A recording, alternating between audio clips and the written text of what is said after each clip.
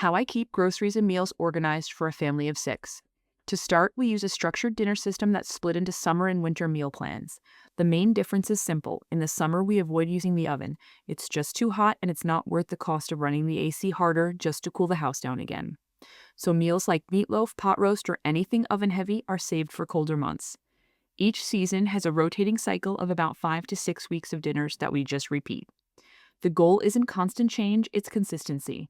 But we do make adjustments when needed. If we try a new meal that works, we add it in. If something stops working because the kids won't eat it, we swap it out.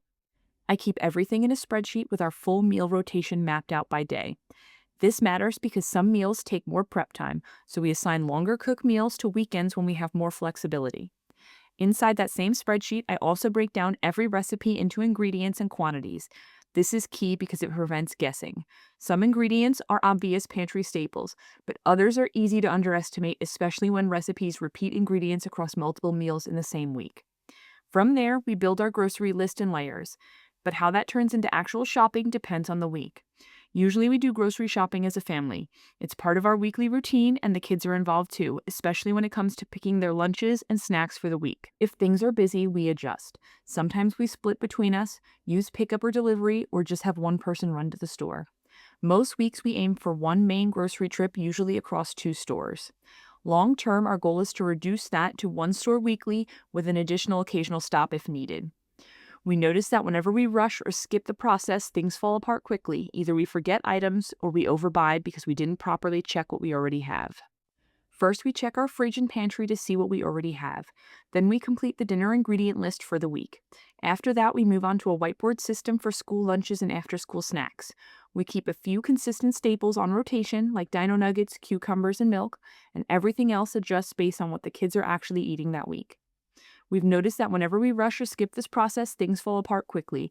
Either we forget items or we overbuy because we didn't properly check what we already have. During the week, the same whiteboard becomes a running household list.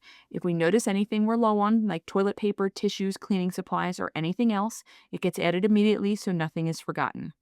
Before grocery shopping, we do one final check for essentials like diapers, wipes, and everyday baby and toddler items.